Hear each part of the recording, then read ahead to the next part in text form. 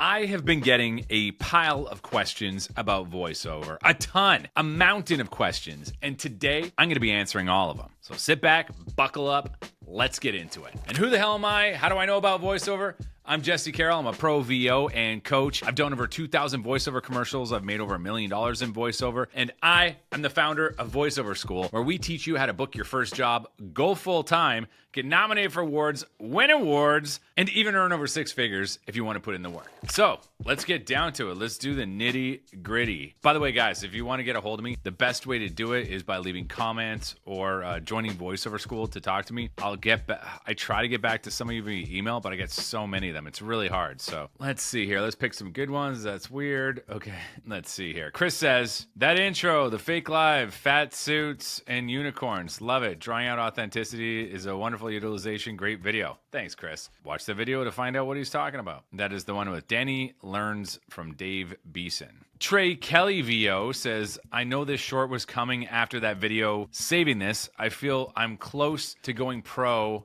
for a demo, but want to make sure I'm 100% ready first. A short from the full video, which you should check out if you're interested in getting a professional demo on how to prep for a pro demo. I say in VoiceOver, just go for it. Just start. Start before you're ready. But when you're getting a pro demo done, because it costs so much money, you want to make sure that you're bookable first. How do you know if you're ready to do a professional demo? You want to make sure that you've earned enough money in VoiceOver to pay for it. If you haven't earned, let's say, $2,500 in VoiceOver yet, probably not ready. If you've earned much more than that, then go for it. You want the demo to last for about 5 years. So if you're in the very beginning, your skill kind of like goes like this, like it goes uphill, like it's a big learning curve, and you get better, faster, and faster and faster, and then you kind of plateau a bit. That's where you want to get your demo done. When you're already booking, and when you kind of like learned all the basic stuff, and you're starting to plateau, then you go up a little bit each year, depending on who you study with.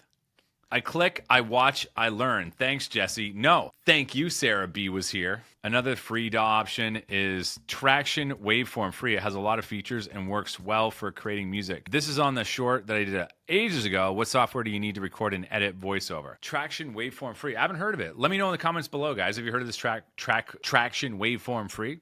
I don't know. Let's check it out. Thanks for the tip. So why do you recommend people make their own demos for early success then if it's so pivotal? Okay, cool. I'm going to answer this. Like, it looks like I already answered it because it's an important question. So Ruji Raha has heard me talk about why you do DIY demos.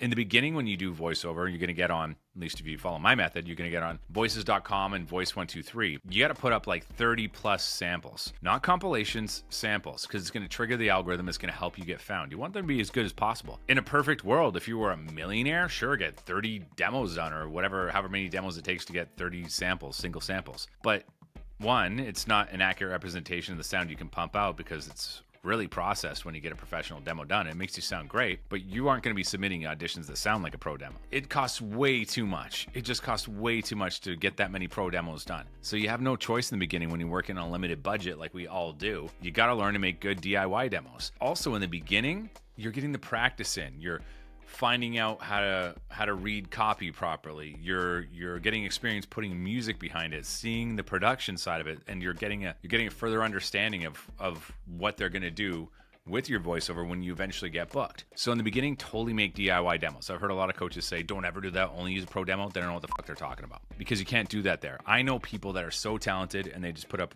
one professional demo on like Voices and Voice123, and they got like no work. You can win jobs that way, but the problem is on voices.com specifically, you get a voice match score. So you need a bunch of demos tagged a bunch of different ways to raise that voice match score up. And that voice match score, all it does is it raises you from the bottom of the pile of the auditions to the top. So if you're 100% voice match and everybody else is at 90% and you audition for a job that was posted an hour earlier, you go right to the top of the pile. Anyway, if you want to learn more about that, watch my videos and proofs, if you can put them up on the screen, how to have success on voices.com in 2024 and 2025. Watch those two together back to back, and that'll give you an idea of why you want to keyword things and the importance of DIY demos on there. So that's why. Ruji Raja. What about Sonar from BandLab? What is this? The best DAW for voiceover? Sonar from BandLab? Never heard of it. I'm going to give that a thumbs down. I'm just kidding. I'm going to give you a thumbs up. That was rude. Never heard of it, but I'm open to it. Winky face. He's gonna be like, what does that mean? Are you flirting with me? I'm engaged. Sorry. Rob the Suave says, I'm sorry, I forgot to ask, is it better to record completely raw audio or processed if a client has not specified what kind of recording they want? Looking forward to being in one of your future videos. Rob the Suave, you made it. You are in one of my future videos. Okay, this is kind of a nuanced question. You know, it depends. It depends on the budget level, because if it's a lower budget job and you submitted an audition that was most likely processed, I would just submit the audio processed the same way as the audition. Even if you used heavy processing, if that got you the job, just use it. If you're not sure, always ask. Now, the caveat to that is if you ask the client and you say, would you like raw or processed? They'll usually say 90% of the time, hey, send us both, which isn't a problem for most people, but for people like me who use an Apollo Twin and you have all your processing live, you can't really send raw and unprocessed because it does it live, or at least the way I got it set up. So that's a pain. So I ask when it's in doubt, but when it's a lower budget job, $500 and lower, I'm sending it processed. I'm sending it the exact same way I sent the audition in. Now, if it's over 500, or especially if it's over 1,000, I usually send pretty raw. I clean it up a bit, but I'll send raw. Usually when they have a higher budget like that, they're going to want to do the processing themselves. So like a lot of things in VoiceOver, it depends. It really depends on the budget, the client, and when in doubt, just ask, even if it means a little bit more work. They'll appreciate it. It'll be less revisions and less confusion, and it's good customer service. Okay, Rob the Swab also says, finally just signed up for Voices with their early bird Black Friday sale, $225 for a premium membership. Do you work for Voices, Rob the Swab? Did you put this here to get me to promote it? I'm not. Okay, well, I have so much gear now and just added an Aston Origin and Scarlett Focusrite 2i2 with my 4-screen Apple M4. 4 screens? 4? You're doing 4 screens. Rob the Suave, that's excessive. You are obsessing. You don't need, I have 2 screens, but like 4? What do you, like, is it 360? What do you, why 4 screens? What do you got? One to edit, one to look at, like, I can't see the reason. Tell me, Rob, why 4? Rob, why? I've been in research mode since 2012 when I first discovered Bill DeWeese. I don't know if that's a cry or a laughy face. I don't know. Bill's an OG legend in the business. Heard he retired. I've had several low-paying jobs and audiobooks I've narrated throughout the years, but after many gurus throughout the years, your videos included, I am not a guru. I'm a working voice actor. I'm just trying to share the knowledge because there's a lot of bullshit out there on YouTube from people that aren't even doing the things that they claim to teach. Voice 123 2400 plan is next. It's time to audition day and night. Do it, Rob the Swab. I believe in you. You and your 4 screens, your $2,400 member. This guy's rich. Why? What do you need to do voiceover, Rob? I feel like you drive a Lambo. Battlestar Voices says, question about video reads. When you get a script for a video read, should you pause a couple of seconds in between spaces in the script? Thanks. You're saying thanks. You don't know how I'm going to answer yet. What if it's not thanks? What if I answer in a way and you're like, I don't appreciate that. Listen, if you got a video one and they send you the video, you can kind of tell, but it's not your job to time it. If you leave a half a second pause anywhere in the script, they'll be able to chop it up and move it wherever they want to. So just read the script and be aware. You know, if it's an explainer video and you're talking about something technical and you're naming like 4 technical things, I'd leave a bit of a pause between each so they can line it up with what's probably going to be something visual to go along with it on the screen. But it really depends. And I'd need to see the video and I'd need to see the script. But it's not a bad idea. And in some cases, yeah, you do leave a pause, but sometimes you don't. The best practice in that scenario is ask. Let me know, is somebody watching this? Can you guys like tell me an easy way to line up your voiceovers like to videos to like time code it for the client? Is there an easy way to do that? Because I've tried to do that and it's kind of a pain in the butt. So I just kind of hit the pacing, tell them, I ask, how long does it have to be? 2 minutes? Great, I hit 2 minutes and I leave it to them. G-Tone VO Studio, you sound professional. I recently had a client ask for a full refund with nothing more than, sorry, I'm not happy with the work. No opportunity to revise, no feedback about what they apparently didn't like. Just sorry, I don't want to pay.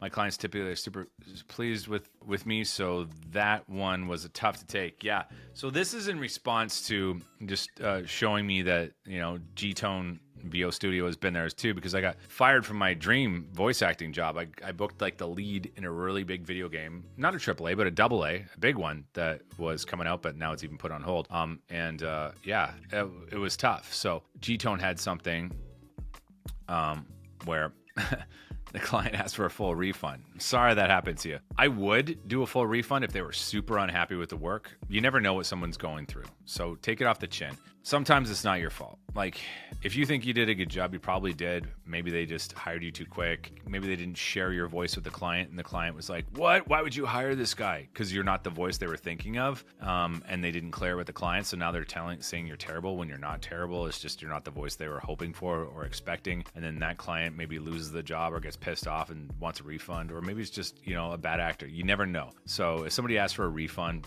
just give it to them.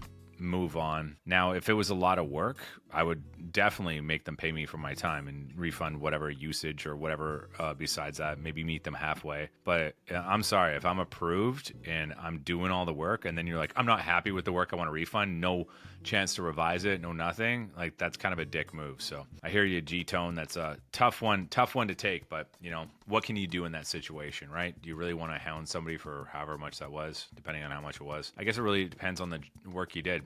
If it was like, a few hundred words or more, I'd probably get a bit of money for the work I did. Mermaid Sound Cave.